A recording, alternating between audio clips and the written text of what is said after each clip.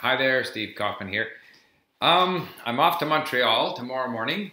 There's a conference there on multilingualism and cognitive processes and so forth for 2 days at McGill University, and I hope to learn things about language learning that can be useful for my own language learning, things that I can share with you here at my channel, things that might help us improve LINC. So I am very much looking forward to participating in this conference in Montreal. Today I want to talk about a comment that was made to my previous video where I talked about, the wisdom of learning more than one language at the same time, recognizing that people have their own preferences. Some people are happy doing this. I only said that I tend to want to concentrate on one language, give it at least 80% of my attention, because I've become so obsessed with learning that language that I can't really pull myself away from that language to learn another language. But other people are quite happy learning 3 or 4 languages. And there was an interesting comment from a Peter Brown, and he said, "The key is triangulation. Otherwise, one will waste a lot of time contemplating the navel of their native language. Whenever possible, one should study a foreign language through the medium of a foreign language, another foreign language. For instance, this morning I studied both Chinese and Indonesian through the medium of German. Later in the morning I studied Romanian with the French Assimil book. Thus, I didn't waste any time contemplating my American English navel." Interesting comment, because it's completely different to what I do. And I think this illustrates the extent to which language learning is a personal thing. My own view is, first of all, that I wouldn't study Chinese, Indonesian, and Romanian in the same day. But I'm not saying that Peter shouldn't do so. That's entirely a personal thing.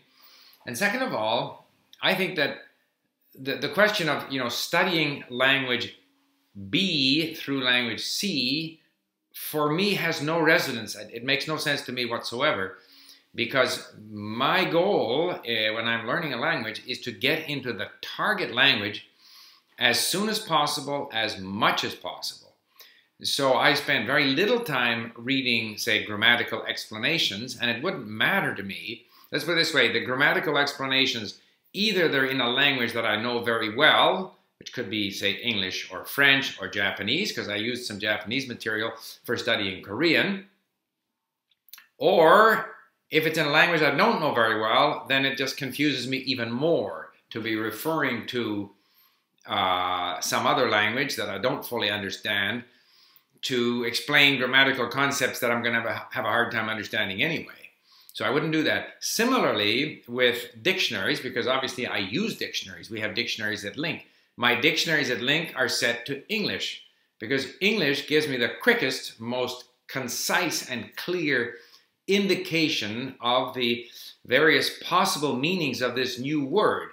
I won't understand that word until I have met that word in many different contexts. So eventually it's seeing that word in different contexts that's going to enable me to understand what it means, how it's used, what other words it's used together with. The grammatical translation, I prefer it in English. Some people, though, feel that you have to have a monolingual dictionary. I never use monolingual dictionaries, because if I know the language so well, then I could use one. But at that point, I'm already, I know the language well enough. But while I'm learning the language, I don't want to be looking at an explanation of a term that contains words that I don't understand, or where the explanation is somehow obtuse to me. I want some clear hint, and that's the term we use at LINC for a dictionary definition. It's only a hint as to what the meaning of that word is. The full scope of that word and how it's used and the meaning has to come from constant exposure to the word in context. And the bulk of my language learning activity is listening and reading in the target language. So whatever language I am using as my intermediary, the dictionary language or the grammar reference, is almost irrelevant, because I spend the overwhelming amount of my time in the target language. And so I believe that people do whatever they want to do, but I am convinced that your attitude, your flexibility, your interest in the language, the time you spend, meaningful time with the language, not watching or listening to stuff that you don't understand, but meaningful time, and developing the ability to notice. Those are the key issues. And so whether you use assimilate French or some third language to do your, for your dictionary definitions or your grammatical explanations, to me is quite irrelevant. It's the three keys that are most important: your attitude, meaningful time with the language, and developing the ability to notice. And I think whether you use an English grammar book, and I would normally recommend, be careful, I might cut out here because the last couple of times my iMovie basically conked out at 5 minutes and 30 seconds. So if I conk out, goodbye. Otherwise, I'll continue talking for as long as I can. So, whatever you use as your reference language, to my mind, is fine. My preference is my own language. My preference, if for example, I recommend to people, even people studying at Link, that they get themselves a small starter book, or maybe several. Teach Yourself Colloquial, Assimil, whatever it might be. And preferably, and similarly with a grammar book, preferably to your own language, because that's going to be clearest to you, or to a language that you speak very, very well. That's my advice. But I am no doubt that Peter Brown is an accomplished language learner. And the interesting thing is that his comment attracted 27 thumbs up, one of the most popular comments I've ever had on my YouTube channel here. So I may be out of touch with the mainstream. A lot of people think that that's a great idea. Personally, and I think for the average language learner, I would not recommend doing that. I would recommend that, get 2 or 3 different starter books, but back to your own language. And then get away from those as soon as you can and get into just the target language. I never like to listen to any other language but the target language. And get immersed in that target language. And the bulk of, certainly of my learning time, is spent sort of meaningfully engaged with the target language. That means that whatever I listen to, I can read. I have a text. And that text, I can study it at length, and I can look up words and phrases. I can review these words and phrases in flashcards. I can listen again. I can read again, so that this is meaningful content and hopefully interesting content.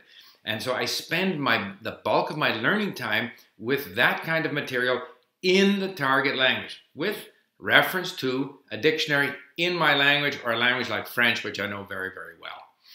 So, very interesting to me to have this comment from a person who's obviously an experienced language learner and who has the support of a lot of people who follow my YouTube channel.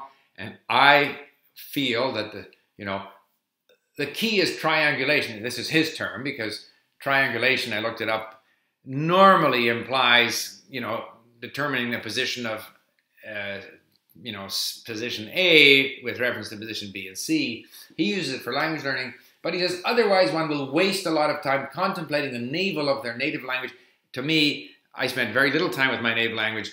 I don't think that's true, but that's not to say that I don't think it works for him and for the 27 people who gave it a thumbs up here at my channel. So it is interesting that we can all be passionate language learners and have very different approaches. So there you have it, as sort of a follow-up on the issue of learning more than one language at the same time. Thank you for listening. Bye for now.